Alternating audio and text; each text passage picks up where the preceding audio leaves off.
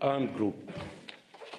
In addition, I would like to acknowledge that the work done under the auspices of the African Union was critical for reaching this agreement. We look forward to coordinating with the AU chairperson and Togolese president, who is serving as the AU facilitator to ensure implementation of the agreement.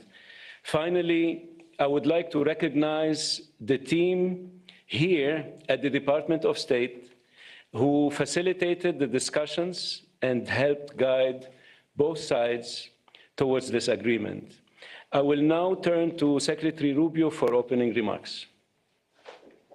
Thank you, and I'm honored all of you are here today. I'm honored to be joined by my counterparts from the Democratic Republic of Congo and from Rwanda, and the hard work you both put in to make this happen. This was not easy, and there's still work to be done, obviously, in terms of implementation, but we're very honored you're both here, and it's been an honor to work with both of you. We have a lot of people to thank. Obviously, the great team here at the Department of State who did a great job, Mr. Bulos, who did a phenomenal job. He's been on the job now about 10 weeks, and he's jumped all over this and really worked it hard, and you did a great job, and we are grateful to you for all of your work. Obviously, this could not have happened without such close friends and partners in the African Union and in Qatar, who we're working a lot lately with Qatar. We're doing a lot of things with you guys, and you've been very instrumental in the African Union. Without you, this couldn't have happened. I mean, you put everybody together. I do want to recognize what I say, former colleagues. It wasn't 6 months ago, I was still a senator, but they're here now, Senators Rounds and Risch.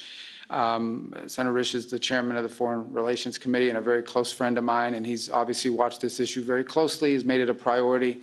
And Senator Rounds has been talking to me about this before I was even nominated to the position and even during the nomination process. And we have others who are not able to make it today that I also want to recognize, Senator Coons and Booker.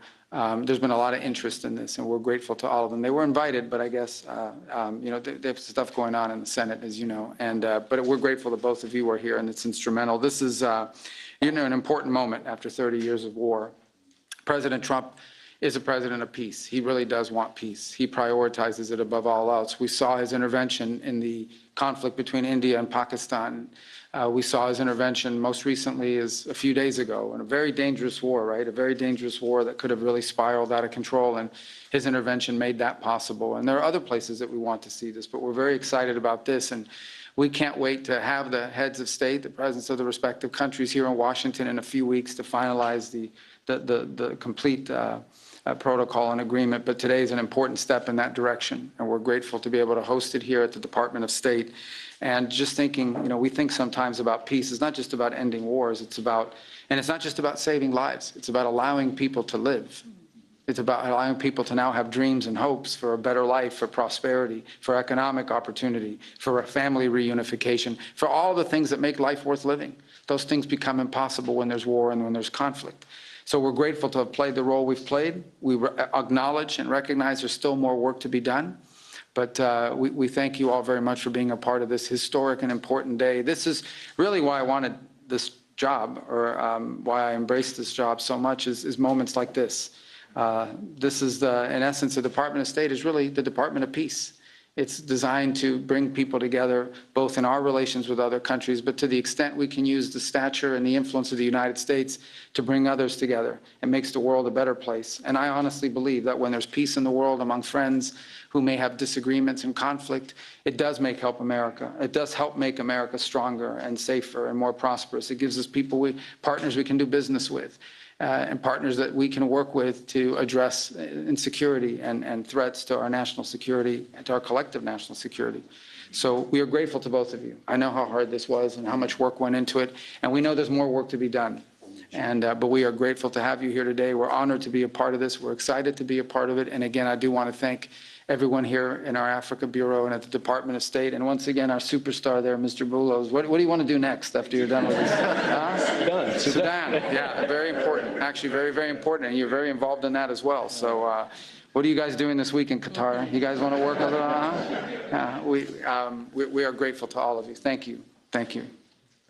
Thank you, Mr. Secretary. I now turn to the Foreign Minister of Rwanda for remarks. Thank you, Secretary of State Marco Rubio, Minister Therese Kaikwamba-Wagner, the Chairperson of the African Union Commission, Mahmoud Yusuf, Minister of State Mohamed Ali Khulaifi of Qatar, my colleague, Minister of Foreign Affairs of Togo, Robert Dussé, senators, dear colleagues, good afternoon. Let me begin by expressing our sincere appreciation to President Donald Trump for his personal engagement in facilitating this historic agreement. We also extend our gratitude to the Secretary of State, Marco Rubio, Special Advisor Massad Boulos, and the entire State Department team. Your dedication has been indispensable. This agreement is the product of months of coordinated efforts by multiple actors. It is very important to note that the state of Qatar has played an absolutely central role.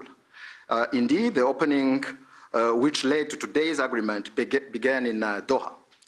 We will lend our full support in the weeks ahead to Qatar's mediation efforts, led by Minister of State Mohamed Al Khulaifi, to secure a peace agreement between the DRC government and the AFC M23. This process is already well underway. Today's agreement also builds on the African-led peace initiatives, which are ably led by the African Union facilitator, President Faure Gnassingbé of Togo. The heart of this peace agreement is the decision to establish a standing joint security coordination mechanism between DRC and Rwanda. The first order of business is to begin implementing of the concept of operations for the neutralization of the FDLR, to be accompanied by a lifting of Rwanda's defensive measures. This is grounded in the commitment made here for an irreversible and verifiable end to state support for FDLR and associated militias. That is the bedrock of peace and security in our region. FDLR is no ordinary militia. It is the remnant of the forces which committed the genocide against the Tutsi in 1994, in which 1 million people were killed.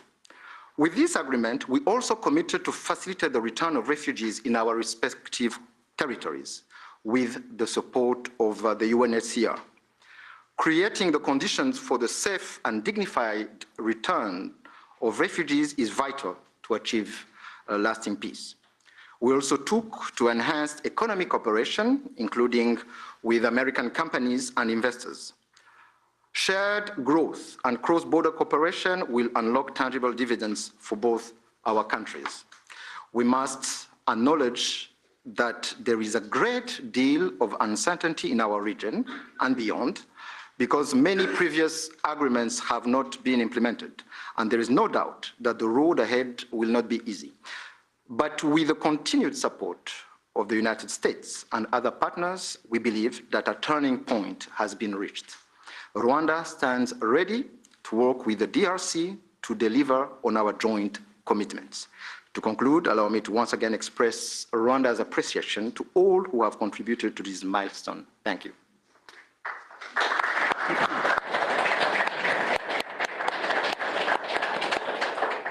Thank you, Mr. Minister. I now turn to the Foreign Minister of the Democratic Republic of the Congo. Mr. Secretary of State, the Honorable Senator Marco Rubio, Dr. Massad Boulos, Senior Advisor for African Affairs, His Excellency Mr. Mahmoud Ali Yusuf, Chairperson of the African Union Commission, His Excellency Mr. Olivier Nduhungirehe, Minister of Foreign Affairs of the Republic of Rwanda, His Excellency Dr. Mohamed bin Abdulaziz Khulaifi, Minister of State at the Ministry of Foreign Affairs of the State of Qatar, His Excellency Mr. Robert Dussé, Minister of Foreign Affairs of the Republic of Togo, Senators, Excellencies, distinguished guests, and to all Congolese citizens following this movement, wherever you may be.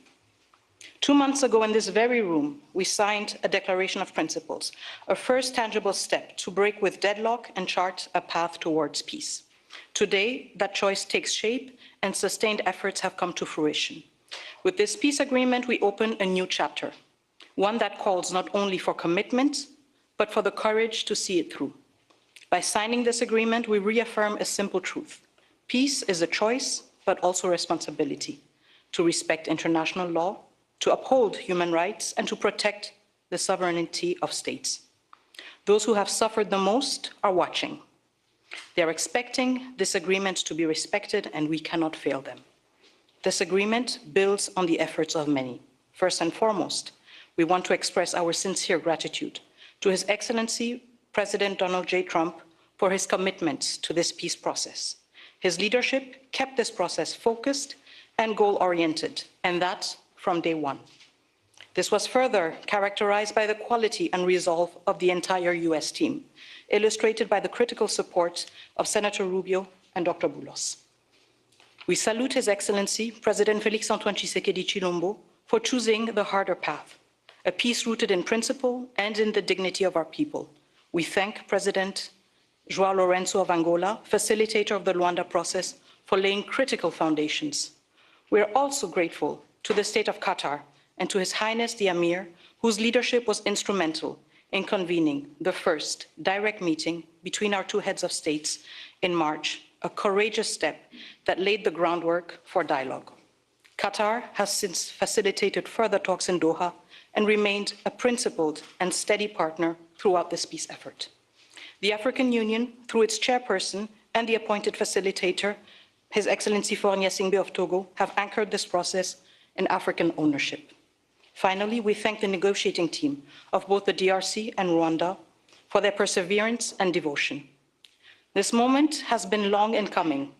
It will not erase the pain, but it can begin to restore what conflict has robbed many women, men, and children of: safety, dignity, and a sense of future. For the Great Lakes region, it offers a rare chance to turn the page, not just with words, but with real change on the ground. Some wounds will heal, but they will never fully disappear. They may grow over, but the skin will forever remain thin and frail, and deep down, the flesh will still remember. At times, we will feel numb, and at others, we will feel a sudden pang that will remind us of what was lost forever. The scars we carry on our bodies and in our souls will remind us of what must never be forgotten, repeated, or accepted. A few days ago in Kinshasa, a coalition of women's organizations shared a clear message with me. Nous ne voulons pas d'une paix d'élite. Nous voulons une paix réelle, vécue, partagée et construite avec nous. We do not want a peace shaped by elites. We want a peace that is real, lived, shared, and built with us. To our fellow citizens in the East, this agreement was signed with you in mind. It provides for the disengagement of armed forces, the protection of civilians, the return of displaced persons and of refugees under government authority, and establishes a follow-up mechanism to ensure compliance. These are not just words on paper. They must now be translated into action with justice, accountability, and political will. This peace agreement is the starting point, not the end goal. It must now be followed by disengagement, justice, and the return of displaced families, and the return of refugees, both to the DRC and Rwanda. However, no text, however carefully negotiated, can carry on its own the weight of peace. I still remember, on the day we signed the Declaration of Principles, a member of the US team said, "If it were easy, it would have been done a long time ago." That holds true now more than ever. What we have signed is only as strong as our will to implement it. We, the DRC, will certainly and resolutely fight for this agreement to be respected, not with our words, but with our deeds.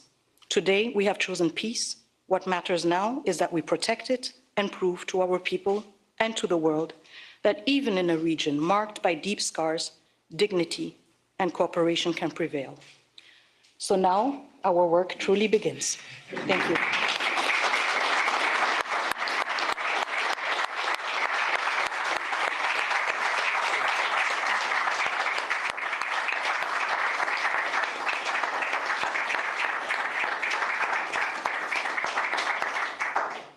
Thank you, Madam Minister. It's now my honor to invite the parties to sign the peace agreement to be witnessed by Secretary Rubio.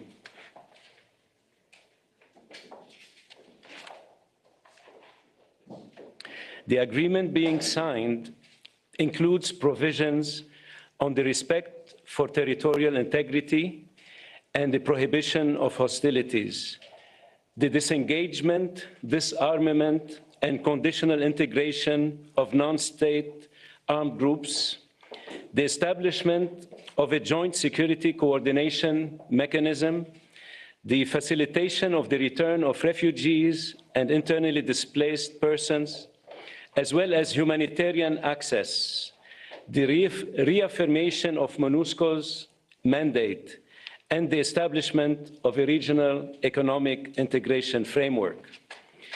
The agreement also includes an annex on the functioning of the Joint Security Coordination Mechanism and the full text of the concept of operations of the harmonized plan for the neutralization of the FDLR and disengagement of forces / lifting of defensive measures by Rwanda, which was agreed to under the auspices of the Rwanda process on October 31st, 2024, and adopted by the foreign ministers on November 25, 2024.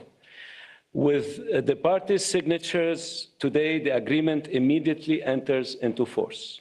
Thank you very much. Congratulations.